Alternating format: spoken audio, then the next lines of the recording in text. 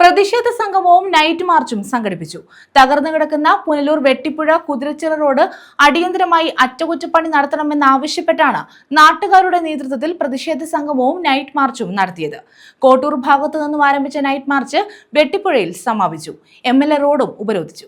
Power house കോമളംകുന്ന് വാർഡുകളുടെ അതിർത്തിയിലുള്ള Vettippuzha Kuthirachira road 4 വർഷമായി തകർന്നു കിടക്കുകയാണ്.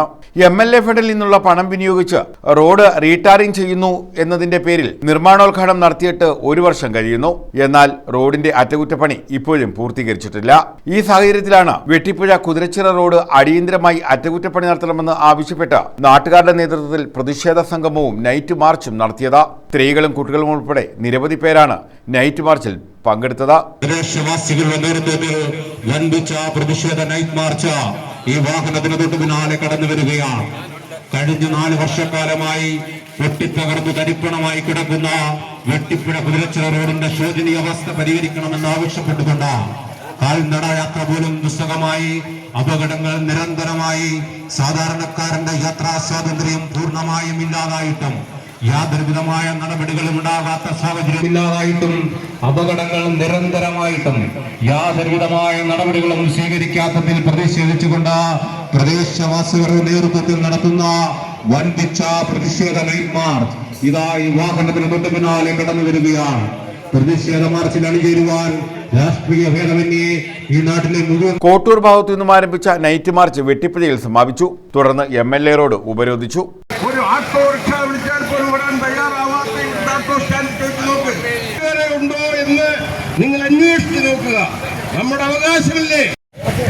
കരയാങ്കുളം വഴി കറങ്ങി വന്നിട്ട് അല്ലെങ്കിൽ ചെമ്മത്തൂര് വരുന്ന ആൾക്കാർ അതിലേ കറങ്ങി വരുന്നത് 40 രൂപ കൊടുക്കുന്നടുത്ത് 80 രൂപ കൊടുക്കാൻ അരമണിക്കൂറോളം റോഡ് ഉപരോധം നീണ്ടു നിന്നു.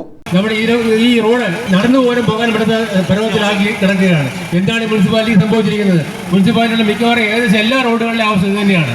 എന്താണ് കാരണം ചോദിക്കുമ്പോൾ ഒന്നുകിൽ കോൺട്രാക്ടർ പേര് പറയും, അല്ലെങ്കിൽ സാങ്കേതിക തടസ്സങ്ങൾ പറയും. ഇങ്ങനെ മുട്ട നിറക്കുന്നത് പറഞ്ഞ് നീണ്ടു പോകുന്നതല്ലാതെ ഒരു പരിഹാരം ഇതിനുണ്ടാവുന്നില്ല. ഇതിന് പരിഹാരം ഉണ്ടാകുന്നവരെ ഈ നാട്ടുകാർ ഏതറ്റം വരെയും സമരം ചെയ്യുമെന്ന് അറിയിച്ചുകൊണ്ട് സാധാരണ അവകാശമായ കുടിവെള്ളം, റോഡ്, വൈദ്യുതി, സ്ട്രീറ്റ് ലൈറ്റ് ഇതെന്തെങ്കിലും നമുക്ക് ലഭിക്കുന്നുണ്ടോ ഈ മുനിസിപ്പാലിറ്റിയിൽ നിന്ന്? നാളെ ഇതുവരെ ഈ ഭരണത്തിൽ ഇവിടെ കയറിയതിന് ശേഷം ഈ 4 വർഷം ഒരു സ്ട്രീറ്റ് ലൈറ്റ്, ഒരു ബൾബെങ്കിലും മാറ്റിയിട്ടുണ്ടോ? നമ്മുടെ വാർഡുകളിൽ ഒരു റോഡെങ്കിലും ശരിയാക്കിയിട്ടുണ്ടോ?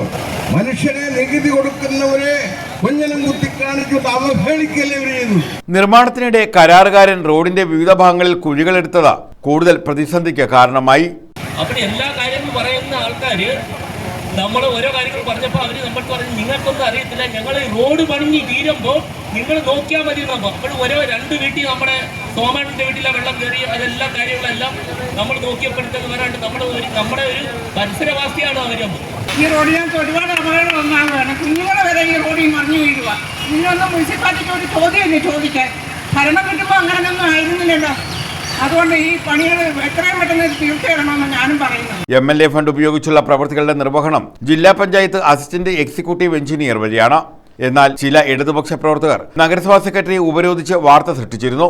MLA ഫണ്ട് ഉപയോഗിച്ചുള്ള പ്രവൃത്തികളുടെ നിർവഹണം ജില്ലാ പഞ്ചായത്ത് അസിസ്റ്റന്റ് എക്സിക്യൂട്ടീവ് എഞ്ചിനീയർ വഴിയാണ്.